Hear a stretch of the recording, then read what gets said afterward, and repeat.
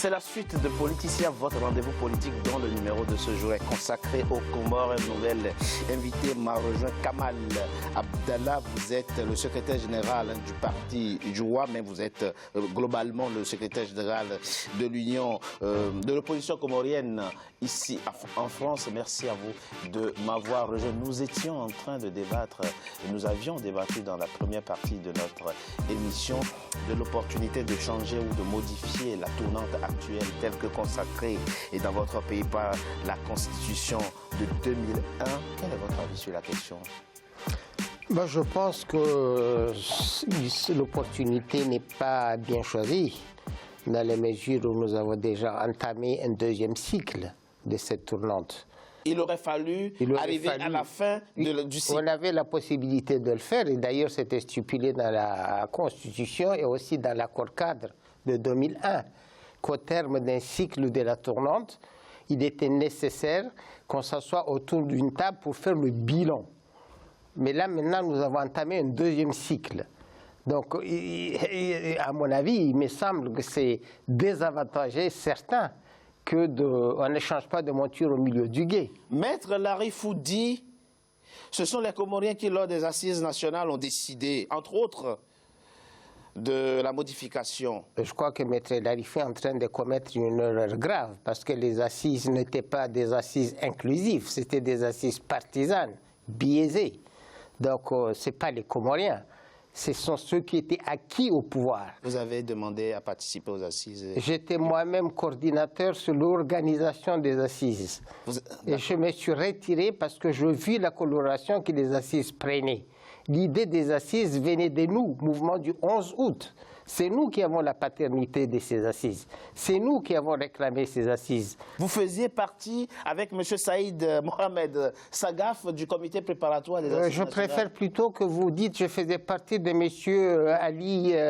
Ali Bazi Selim, le doyen. D'accord. Parce que c'est lui le père c'est lui qui a lancé l'appel des assises en août 2015, comme De Gaulle a lancé l'appel du 19 juin à Londres. Donc c'est la paternité revient à M. Ali Bazi Selim, pas à Sagaf. Sagaf a fait un coup d'État, profitant de la maladie de M. Ali Bazi Selim pour s'approprier les assises et apporter un tremplin à M. le président Azali Assoumani pour parvenir à ses objectifs à lui. Donc il s'est associé, il a cautionné, il a validé. Mais alors, pour moi, le problème n'est donc pas la modification de la tournante, mais plutôt des conditions d'organisation des assises nationales. Tout à fait, les conditions. Le débat lui-même, l'idée elle-même, l'idée était bonne. C'est pour ça que nous nous sommes associés. Moi, je te représentant... Vous adhérez à l'idée d'un référendum en vue d'une modification constitutionnelle? Non, je n'adhère pas, non. Je n'adhère pas à l'idée d'un référendum. J'adhérais à l'idée de faire le bilan des 42 ans d'indépendance. Il y avait lieu de faire ce bilan-là. Il faut qu'on comprenne. Oui. Je rappelle effectivement que vous aviez organisé des assises nationales du 5 au 12 février 2018. En tout cas, la dénomination, c'est assises nationales. Il faut qu'on comprenne quel était le problème. Pourquoi les assises n'étaient pas inclusives selon vous? Pourquoi avez-vous boycotter, en tout cas avec les autres membres de l'opposition comorienne, ces assises nationales qui étaient justement censées faire le bilan des 42 ans d'indépendance? Tout à fait. Je me suis désolidarisé, je remis ma démission de ces assises alors que j'étais le représentant de la communauté comorienne de France, parce que j'ai vu la tournure que prenaient ces assises, j'ai vu la mise du pouvoir sur ces assises, j'ai vu l'orientation du pouvoir sur ces assises, j'ai compris qu'il y avait une volonté manifeste et délibérée du président de s'approprier à des fins personnelles. Donc d'instrumentaliser les assises. Voilà, d'instrumentaliser les assises. Raison pour laquelle je me suis retiré, beaucoup de mes frères d'ailleurs se sont retirés, comme M. Mohamed Idriss, qui était le cerveau de ces assises, qui était celui qui a produit toute la documentation de ces assises. Maître Larifou, que répondez-vous à M. Abdallah? Bon, écoutez... Vous savez, je suppose que le monde entier nous regarde. Oui, en tout cas, les Comoriens en tout cas, les Comoriens nous regardent. Et la question précisément voilà, les Comoriens nous regardent. Je pense qu'il faut être... Peut-on se passer de ces Comoriens qui se sont retirés qui sont désolidarisés Non, des non, assises je pense nationales. que la participation de chaque Comorien au renouveau des Comores est très utile pour le pays. La participation de chaque Comorien, voilà. Bon, je m'insurge contre les propos tenus par M. Abdallah lorsqu'il se permet de donner une note à X ou bien Y pour dire qu'un tel a tort ou bien un tel a raison. Vous voyez ? Personne n'a raison et personne n'a tort. Il s'agit de notre pays, les Comores. Bon, une initiative de la société civile comorienne de susciter un débat sur les 42 ans de l'indépendance des Comores, n'est-ce pas? Oui. Ça, c'était en 2015, avant même qu'Azali revienne au pouvoir. Ikilulu a été sollicité. C'était juste... Azali en 2016. C'était Voilà. avant. L'ancien président Ikilulu a été sollicité par la société civile. Ikilulu a dit non, hors des questions, puisqu'on est à quelques mois des élections présidentielles.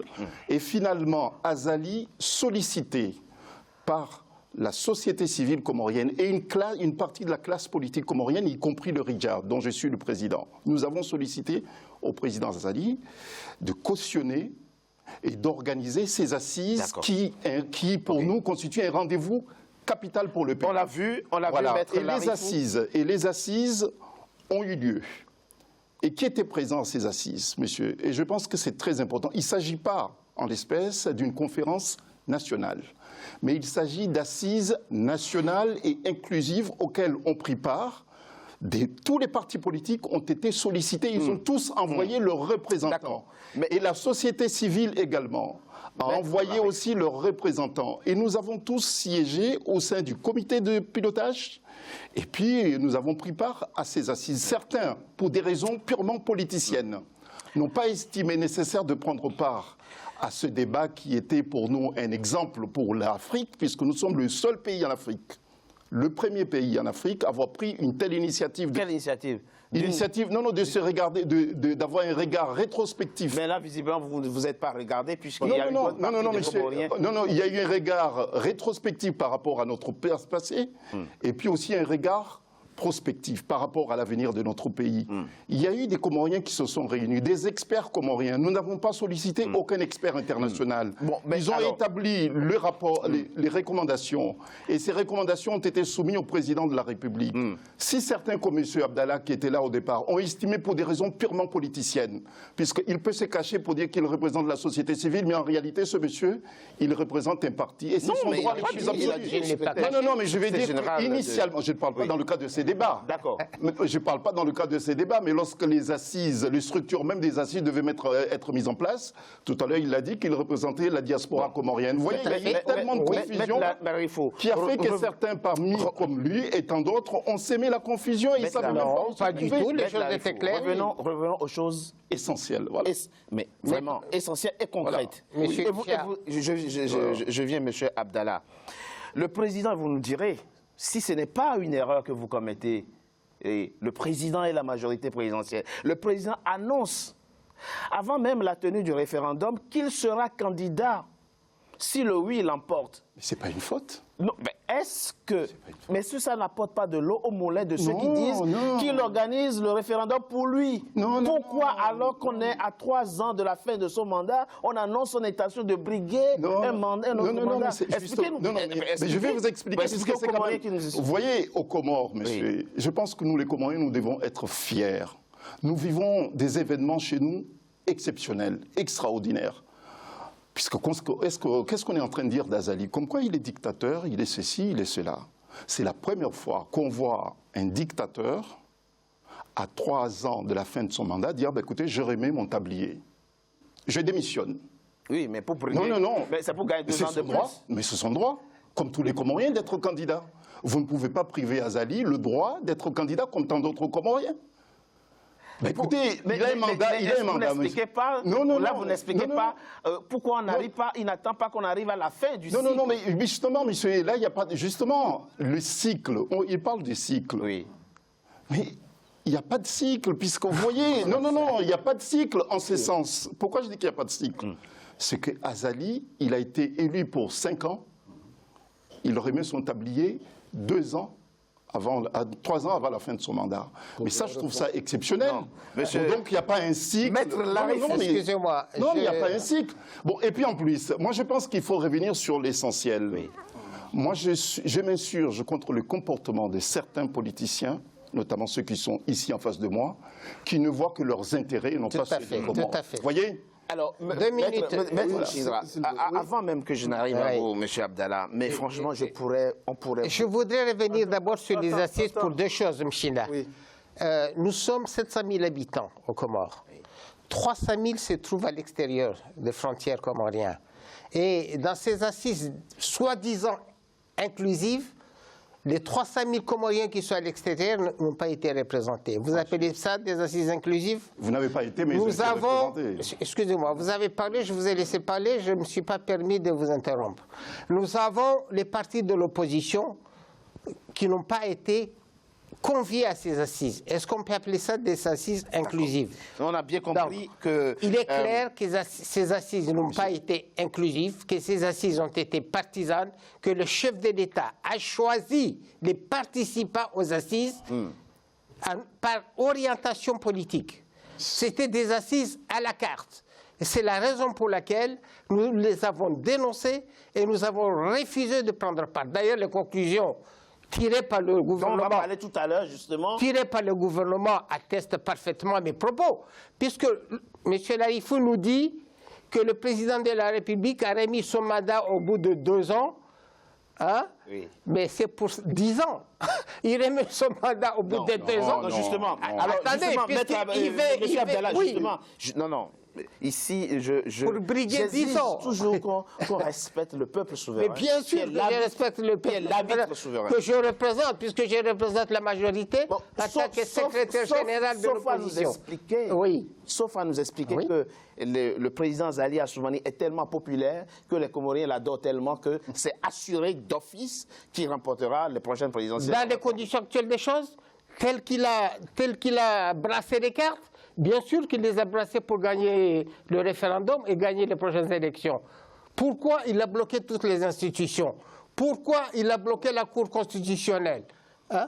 Pourquoi il a donné à la Cour suprême les prérogatives de la Cour constitutionnelle? D'accord, non, on reviendra sur les réformes tout à l'heure, en tout cas telles qu'envisagées aux assises nationales et telles que le propose le président Azali Assoumani. Maître Chindra, on pourrait dire, c'est les Comoriens qui vont décider le 30 juillet prochain finalement. Mais les Comoriens décideront de rien, puisqu'il n'y aura pas de référendum. Avant de vous donner ma réponse sur ça, je voulais revenir quand même. Je ne vais pas laisser passer mon confrère Maître Larifou dire qu'on est des extrémistes. Alors, quand on est face à un dictateur, à un despote, qu'est-ce qu'il faut faire? Tous les moyens sont bons pour se défendre. Alors, il dit que le fait de bloquer le référendum, c'est de l'extrémisme. Moi, je trouve que non, parce que le peuple comorien... Mais ça veut dire quoi pour vous, Maître Mchida, très rapidement? Ça veut dire quoi pour vous bloquer le référendum? C'est-à-dire que le peuple ne va pas laisser que le référendum se fasse. Non, mais ça veut dire quoi concrètement, dans la réalité? Nous sommes concrètement, on ne va pas laisser les urnes, les bureaux de vote ouvrir. Parce que, je vous explique, parce que ce référendum, c'est une mascarade. Vous allez empêcher les bureaux de vote d'ouvrir? Tout à fait. Par la force?